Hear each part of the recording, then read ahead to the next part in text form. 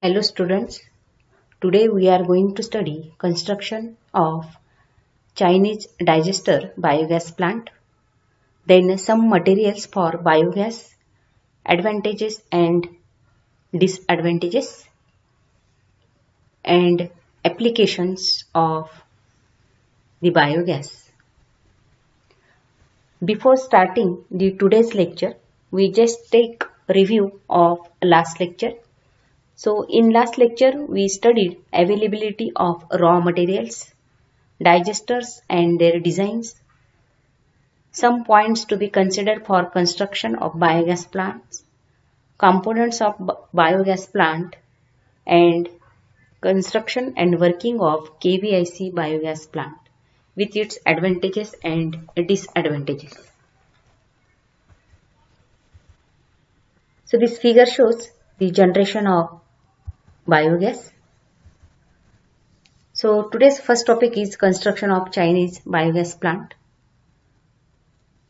The principle of this biogas plant is biogas is produced as a result of anaerobic decomposition of biomass in the presence of water.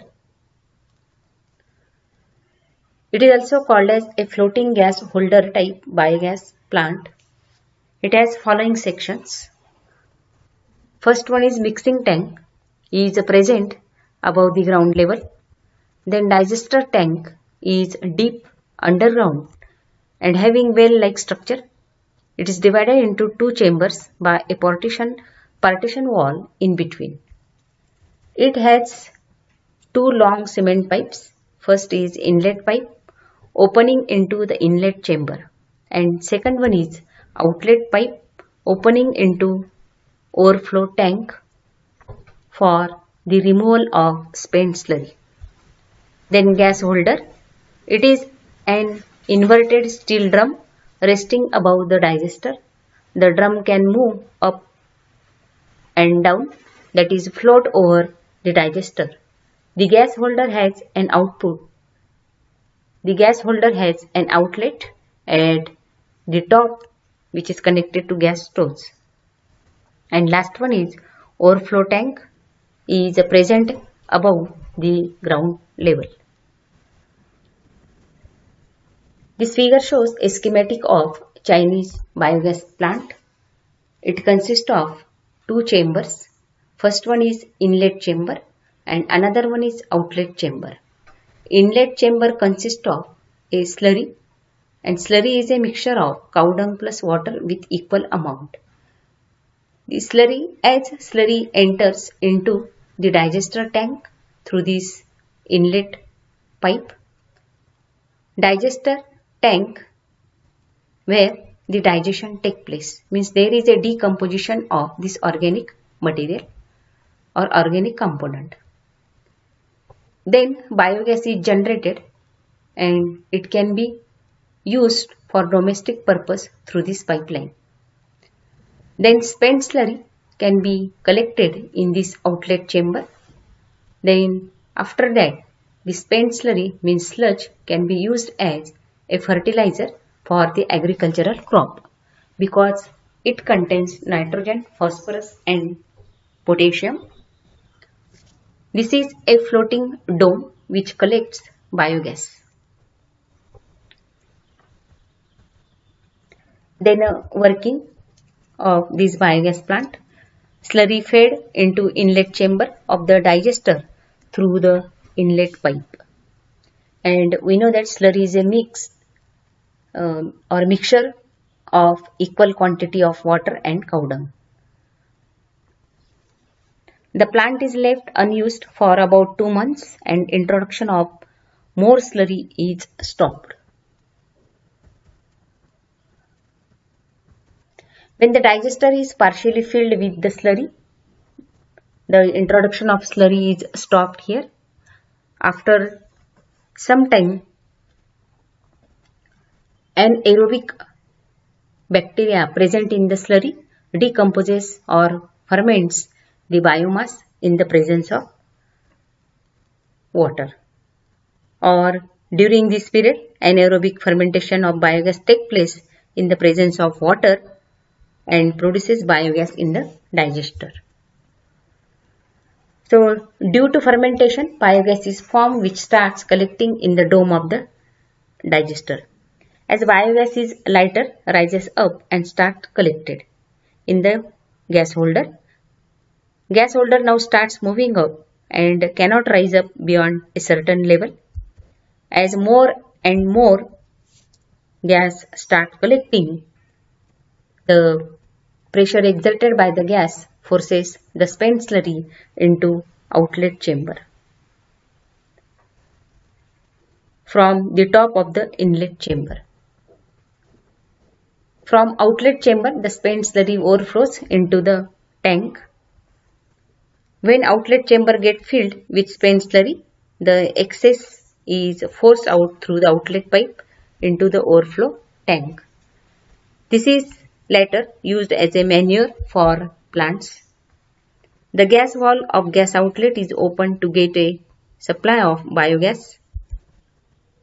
Once the production of biogas begins, a continuous supply of gas can be ensured by a regular removal of spent slurry and introduction of fresh slurry. For continuous supply, slurry should be fed continuously in the digester. Then some materials for biogas or biomass. There are some marine plants, mainly water hyacinth, algae and ocean kelp, are considered for the biomass production. So let us consider water hyacinth is a floating water plant which grows mainly in the rivers and canals of the hot region. Its botanical name is Eichonia gacifetes, is one of the important source for the biogas production next to animal waste. It removes both nutrients and organic directly from water via root system and increases the growth rate. Based on growth rate, it is estimated that 1 hectare of water hyacinth could remove nitrogen and phosphorus waste, means it achieves a dual goal of purifying water and giving nutrients to the microbes for digestion for producing biogas. It grows extremely well in sewage ponds, thereby cleaning the ponds. Nearly, it gives out 350 to 420 liters of biogas per kg of dry weight. It also absorbs the salts of copper, lead, silver, cadmium and chromium. The biogas produced from water hyacinth is slightly higher in methane content. Besides being good food, then a fertilizer and biogas producer, it is excellent for paper production. Then algae. Algae are single cell plants, grow in lakes and tanks. There are several variety of algae. Some are considered excellent food material because they have very high protein content, up to 50%. Algae occur in seas and among freshwater algae, some varieties have high yields. The best way of growing them would be in shallow land ponds.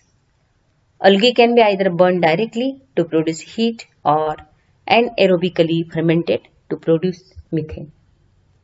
Then ocean kelp. Ocean kelp is a kind of seaweed, grows in coastal areas.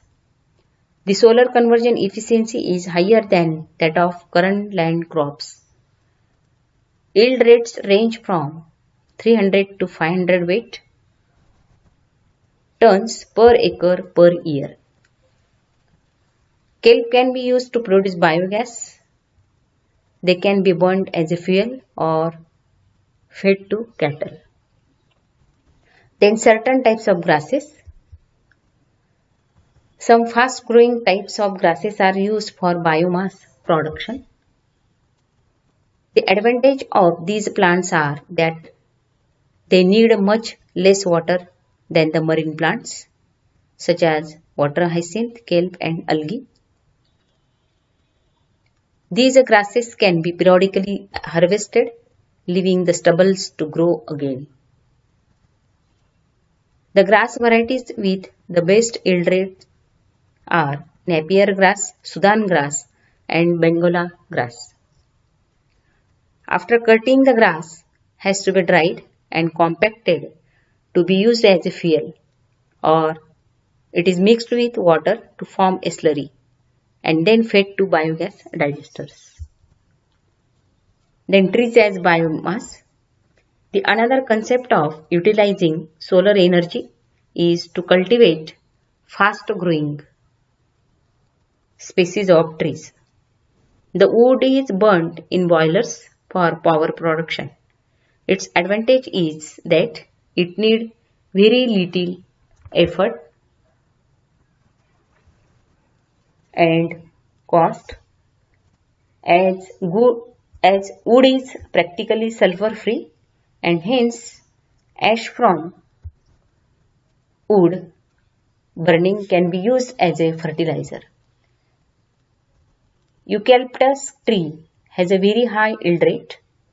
These trees are cut once in a 3 years and stumps grows back to size before the next cutting. By properly planting and cutting, a continuous supply of wood can be ensured.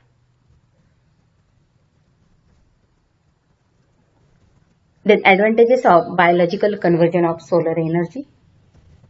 First one is initial investment is comparatively low to other methods of solar energy utilization, or expensive equipment is not needed. The techniques for raising such plants are simple, so readily used in rural areas of developing countries. The byproduct of such a system can be fully recycled. The methods or power production are relatively low polluting. Biogas can be distributed through GI pipes for domestic use. And lastly, it can be stored in a container which can be transported to consumers. There are some disadvantages also. It requires large land area. Hence, this method is ruled out for areas where land cost is high. As gas cannot be liquefied, there is a storage problem. So, it cannot be bottled like LPG into cylinder. And lastly, the cost of energy produced is higher than in urban areas with centralized power generation stations. Applications of biogas.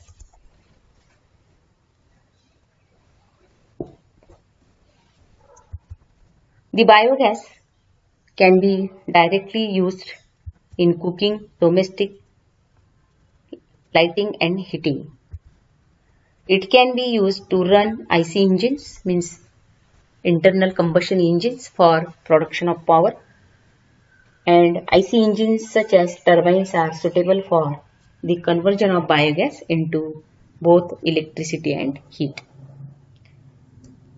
Third one is the gases such as methane, hydrogen and carbon monoxide can be combusted or oxidized with oxygen.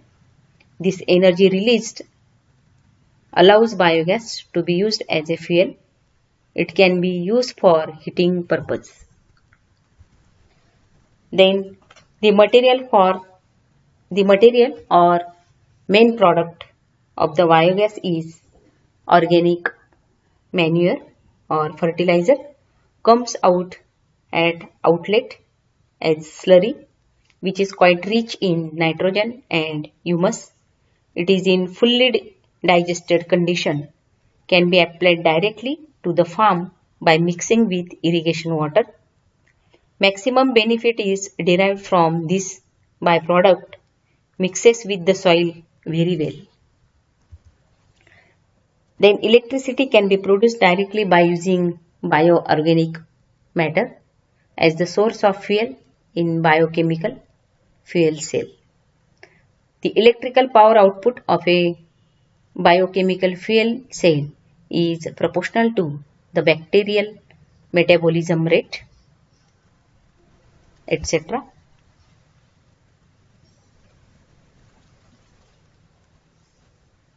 Means this biogas can be used for domestic fuel, for street lighting, generation of electricity, and if compressed, then it can replaced by compressed natural gas for use in vehicles also. And this biogas can be used as a fuel with a high calorific value.